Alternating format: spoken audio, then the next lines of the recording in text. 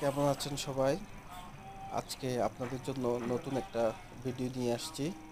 তার আগে সবাইকে জানাই পবিত্র ঈদের শুভেচ্ছা। আজকের যে ভিডিওটা সেটা হচ্ছে যে জালি কাবাব। জালি কাবাব কীভাবে বানাতে হয়, কি কি ধরনের ইনগ্রেডিয়েন্টগুলো দরকার হয়, সে সমস্ত কিছু ডিটেইলে থাকবে এই ভিডিওটিতে। আপনারা ভিডিওটি ধৈর্য সহকারে দেখবেন এবং জালি কাবাব বানানোর জন্য কি কি ধরনের রেসিপি দরকার হয় সমস্ত কিছুই এই ভিডিওতে দেওয়া আছে।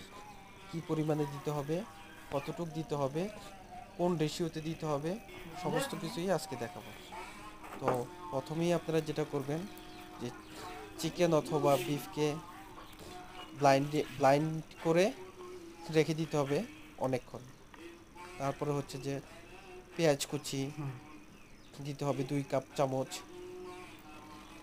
আদা বাটা দিতে হবে 2 টেবিল চামচ, রসুন বাটা দিতে হবে 1.5 চামচ, তারপরে হচ্ছে ঘি দিতে হবে 2 চামচ, জিরা 2 টেবিল চামচ, ধনিয়া 1 কাপ, ধনিয়ার গুঁড়া 2 কাপ, তারপরে হচ্ছে কাঁচামরিচ 1 টেবিল চামচ, তারপরে হচ্ছে গরম মশলা যেটা আমরা আগেই অনেক কিছু মিক্স করে বেটে নিয়েছি সেটা 1 টেবিল চামচ, হলুদ 1 টেবিল চামচ, মরিচ 1 টেবিল চামচ, তারপরে হচ্ছে যে লেবু 2 টেবিল চামচ, তারপরে হচ্ছে আপনার সস 2 টেবিল চামচ,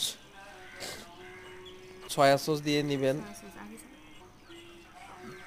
2 টেবিল চামচ। হ্যাঁ, এভাবে হচ্ছে যে এটা হচ্ছে টক দই, এটাও দিয়ে নেবেন 2 টেবিল চামচ। এভাবে করে সমস্ত কিছু দেওয়ার পরে আমরা এগুলোকে নারকেল বাটা, হ্যাঁ, 1 টেবিল চামচ দিতে হবে। তারপরে হচ্ছে স্বাদ মতো লবণ দিয়ে নেবেন। আর এগুলো হচ্ছে যে আমাদের পাউরুটিগুলোকে আমরা ব্লাইন্ড করে গুঁড়ি করে নিয়েছি, সেগুলো দিয়ে এগুলো পুরোটাকে মেখে নিতে হবে।